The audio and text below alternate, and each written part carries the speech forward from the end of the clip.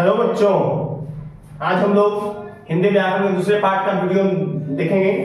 और आज के वीडियो में हम लोग हिंदी व्याकरण में लिपि देखेंगे, व्याकरण देखेंगे और आगे की चीजों को देखेंगे। तो चलिए आज के वीडियो की शुरुआत हम लोग करते हैं लिपि से। लिपि क्या होता है? हमारे दैनिक जीवन में विभिन्न तरह के कार्य होते हैं और सभी कार्यों को करने के लिए विभिन्न प्रकार के हम लोग विधि का प्रयोग करते हैं। उसी प्रकार भाषा को भी लिखने की विधि होती है। हर एक भाषा को अलग अलग प्रकार से लिखने की विधि होती है, जिसे हम लिपि कहते हैं। जैसे देखिए,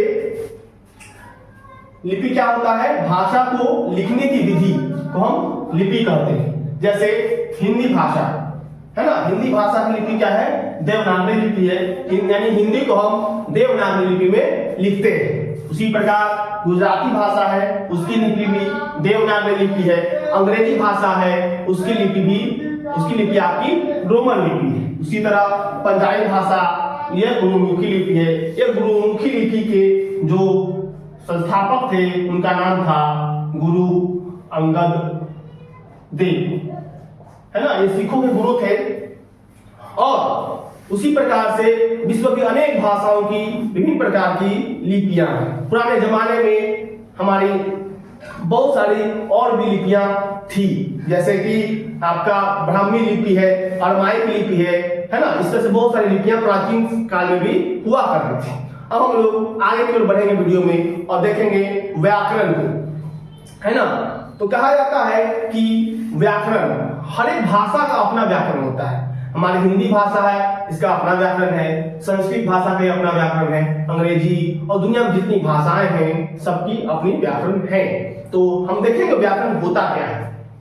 चलिए, तो कहा जाता है कि व्याकरण उस शास्त्र को कहते हैं, है ना, व्याकरण उस शास्त्र को कहते हैं, यानी उस पुस्तक को कहा जाता है जिसके द्वारा हम शुद्ध पढ़ना, लिखना एवं बोलना जानते हैं। उस शास्त्र को हम लोग व्याकरण कहते हैं। जैसे कोई व्यक्ति व्याकरण के ज्ञान के अभाव में शुद्ध नहीं बोल पाता है ना, उसको शुद्ध बोलने, पढ़ने, लिखने, जानने के लिए किसकी आवश्यकता होती है? आपके व्याकरण की आवश्यकता होती है। चलिए, तो हम लोग वीडियो में आगे बढ़ते हैं और अब हम लोग देखेंगे हिंदी व्याकरण को पढ़ने के लिए इस हिंदी व्याकरण को मुख्यतः 3 भागों में बांटकर पढ़ा जाता है ताकि बेहतर समझ विकसित हो सके।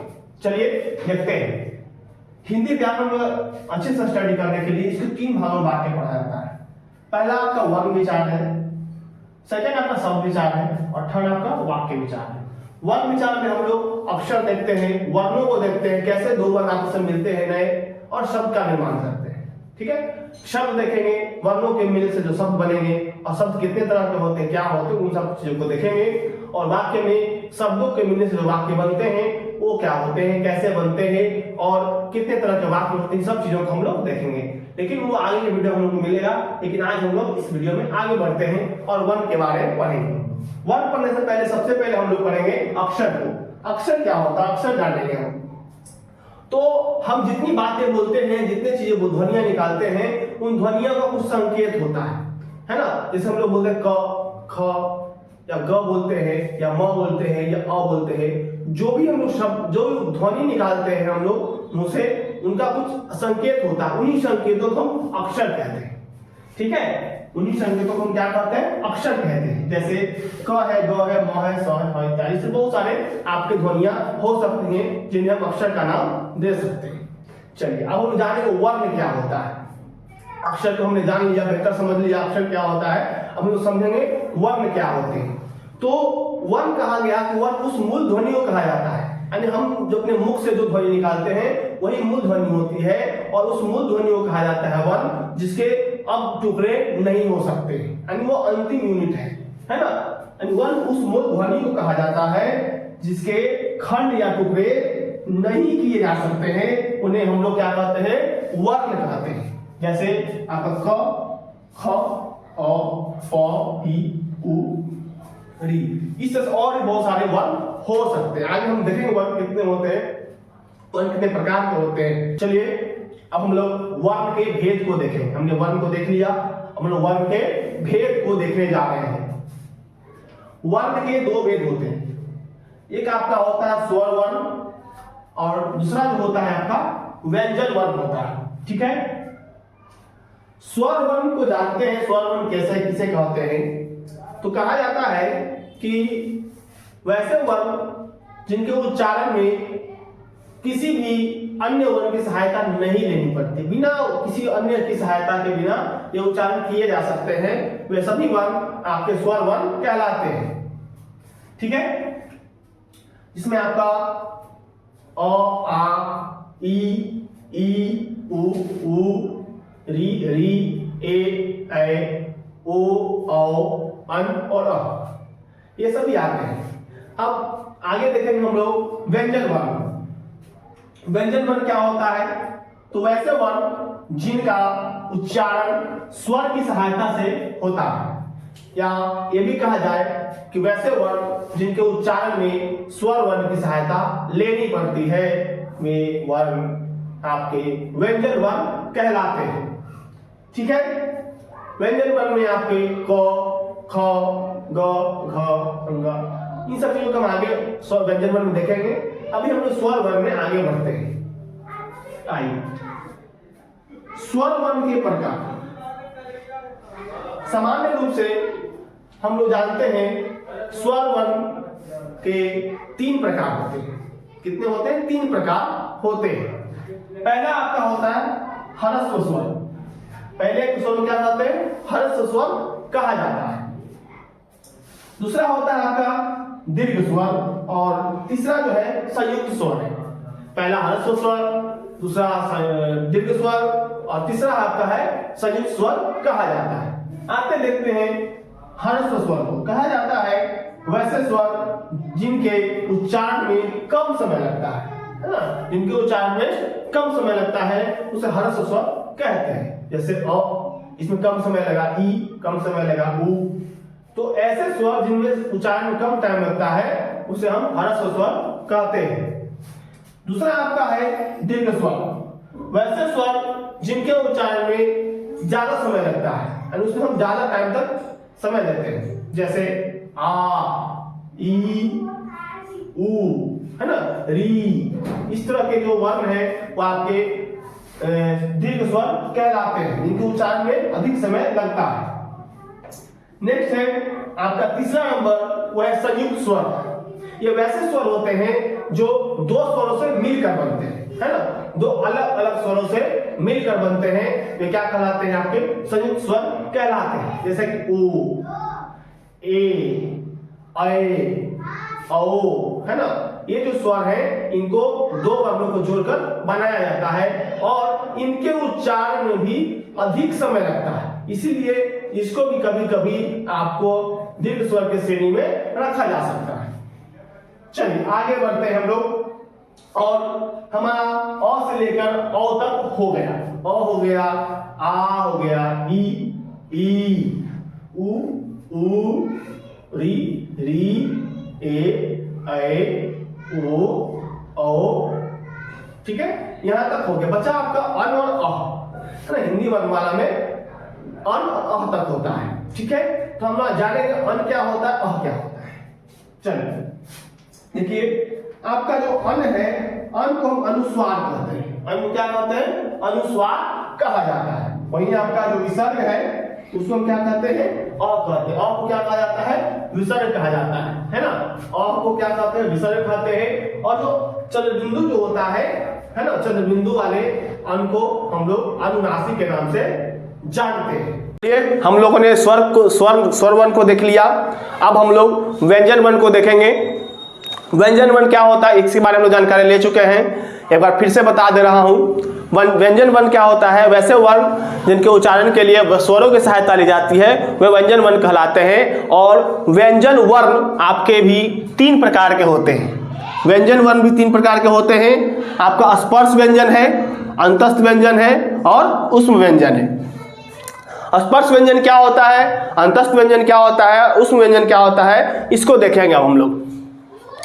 कहता है कि वैसे व्यंजन जिनका उच्चारण मुख के कई भाग होते हैं, जैसे कंठ होता है, तालु होता है, दंत होता है, मुर्दा होता है, इन सबके स्पर्श होने से जो व्यंजन बनते हैं, है ना, उनको हम क्या कहते हैं? स्पर्श व्यंजन कहा जाता है।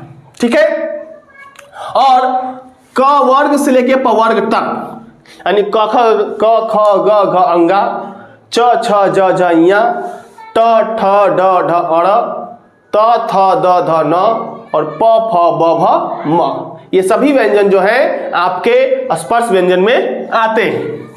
उसी प्रकार आपका अंतस्थ व्यंजन है। अंतस्थ व्यंजन किसको कहते हैं? तो वैसे व्यंजन जिनका उच्चारण स्वर एवं व्यंजन के मेल से होता है। जब दोनों व्यंजन मिलते हैं, दोनों वर्ण मिलते हैं, तो इनका निर्माण होता है। जैसे देखिए आपका य बनने के ई और अ का मिलना जरूरी है। जब ई और अ मिलेंगे तब आपका अ बनेगा। उसी प्रकार र है, तो री में जब अ जोड़ते हैं तो र बनता है ना। री आपका क्या है? स्वर है, और अ भी आपका स्वर है। दोनों को मिलने से क्या बना? आपका व्यंजन बना। ये आपका अंतस्थ व्यंजन कहलाते हैं। आइए उस व्यंजन पे कहता है कि वैसे व्यंजन जिनके उच्चारण के समय मुख से उष्मा उत्पन्न होती है ना। जब हम बोलते हैं वैसे व्यंजन का उच्चारण करते हैं, जब हमारा मुख से उष्मा निकले तो वह व्यंजन आपका उस व्यंजन कहलाता है। जैसे आपका श है, स है, स है और ह है। इन सबको बोलने पर आपके मुख से क्या निकलेगा? उष्मा निकलेगी। इसलिए इस व्यंजनों को उस व्यंजन का नाम दिया गया है। उसी तरह हम आगे बढ़ेंगे, देखें कवर्ग क्या होता है, पवर्ग, चवर्ग, टवर्ग सब क्या होता है, उनको देखेंगे अभी हम लोग। देखिए कवर्ग यानी क वाले वर्ग का व्यंजन, जिसमें आपका क आता है, ख ग घ अंगा, क ख ग घ और अंगा। उसके बाद चवर्ग में आइए, च वाले वर्ग का व्यंजन च छ ज झ इया। उसके बाद टवर्ग वाले व्यंजन, टवर्ग वाले व्यंजन में देखिए ट ठ ड ढ और न। ठीक है। उसके बाद है तवर्ग, तो त थ द ध न। उसके बाद आपका है पवर्ग, प फ ब भ और म। चलिए अब देखें हम लोग अंतस्थ व्यंजन में कौन कौन से आते हैं। य आता है, र आता है, ल आता है और आपका व आता है। ये आपका अंतस्थ व्यंजन है। उसी तरह श है, श है, स है और ह है, आपका उष्म व्यंजन है। श त्र ज्ञ और स्र आपका संयुक्त व्यंजन है। अड़ और ह ये आपका द्विगुण व्यंजन, ये दो गुण प्रदर्शित करते हैं। ये आपका खासकर टवर्ग वाले व्यंजन के वर्ग हैं। जैसे आप ड को देखिए और ढ को देखते हैं। ठीक है। दोनों वर्ग में अंतर है और दोनों का दो बार प्रयोग होता है, दो अंतरों में प्रयोग होता है। कैसे होता है देखिए, ड को हमेशा किसी भी शब्द के पहले लिखा जा सकता है। जैसे डमरू है ना, डमरू लिखते हैं तो ड को सबसे पहले लिख देते हैं। लेकिन जब हम ड के नीचे बिंदु लगाते हैं तो उसको औड़ पढ़ते हैं। क्या पढ़ते हैं? औड़। ये इसका प्रयोग कभी भी शब्द के पहले नहीं होता है। जैसे आप लोग हम लिखेंगे सड़क, तो सड़क लिखेंगे, र हमेशा कहाँ आएगा? बीच में आएगा या फिर अंत में आएगा, लेकिन कभी भी यह शब्द के पहले नहीं आएगा। यानी इससे किसी भी शब्द की शुरुआत नहीं होती है। उसी प्रकार ढ को देखते हैं, तो ढ किसका वर्ग का है? टवर्ग का है। तो ढ से क्या बन सकता है? ढोलक बन सकता है, ढक्कन बन सकता है। ठीक है। तो इन ढ का प्रयोग करके हम किसी शब्द का निर्माण कर सकते हैं। लेकिन जब हम ढ के नीचे बिंदु लगाते हैं, इसको अढ़ पढ़ते हैं, अढ़ पढ़ते हैं, लेकिन इसका कभी भी प्रयोग शब्द के पहले अक्षर के रूप में नहीं होता है। जैसे देखिए रह का प्रयोग बीच में कभी पहले नहीं होगा, या तो बाद में आएगा, सेकंड स्थान पे आएगा, थर्ड स्थान पे, फोर्थ स्थान पे आएगा, पहला नंबर पे नहीं आएगा। जैसे देखिए हम लिखते हैं पढ़, कहाँ आया? अंत में आया। उसी तरह हम लिखेंगे पढ़ाई, तो बीच में आ गया। उस तरह लिखेंगे कढ़ाई, तो बीच में आ गया। लिखेंगे पढ़ना, तो कहाँ आ गया? आपका बीच में आ गया। कभी भी आपका यह अक्षर शब्द के पहले नहीं आएगा। हम लोग देखते हैं अब स्वरों की संख्या कितनी होती है, व्यंजनों की संख्या कितनी होती है और टोटल वर्णों की संख्या कितनी होती है, ये देखते हैं। तो हम लोग जानते हैं कि कुल वर्णों की संख्या 52 है। 52 तो सबको जानते हैं, लेकिन इसमें बहुत सारी चीजें हैं, सिर्फ स्वर और व्यंजन शामिल नहीं है बल्कि और भी बहुत सारे वर्ण इसमें शामिल होते हैं। चलिए देखते हैं स्वरों की संख्या। स्वरों की संख्या कितनी है आपका? 11 है। ये कहां से कहां तक होता है? आपका अ से लेकर अ से औ तक के वर्णों को स्वर वर्ण के दर्जा दिया गया। इसमें कितनी संख्या है इसकी? 11 है।